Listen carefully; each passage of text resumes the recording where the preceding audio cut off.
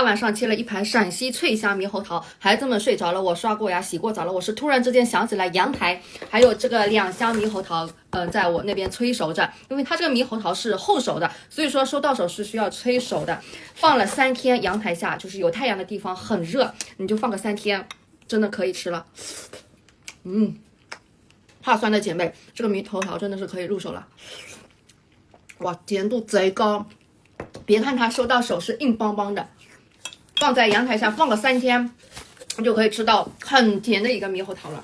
收到手第一时间先检查果子有没有坏的，没有坏好盖上环，放在阳台那边就去给它催熟就可以了，啥都不用管，你就静静的等个2-3天。中间你可以去看一看，个别几个你去捏一捏啊，就是不要捏中间，捏中间它这个猕猴桃会受伤的，受伤的话它就是到时候会发酸。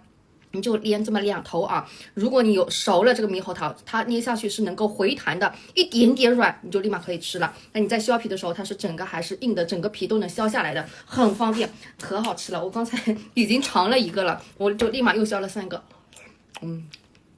甜度好高。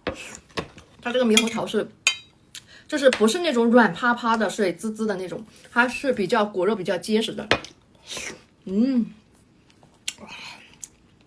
汁水很丰富，特别甜。脆香的猕猴桃这个品种是你们一定不要错过了。我这边1箱特大果，1箱大果，我看过了，这2个规格的品质都特别好，所以你们放心拍这2个规格吧。它这个每1箱还有这个开果器给的啊，你就中间给它拿断，你看这个汁啊，下面接一个盘子，好不好？是不是？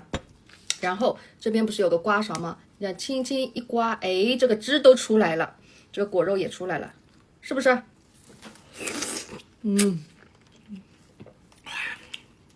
甜，汁水可丰富了，整个脱皮，这个汁啊，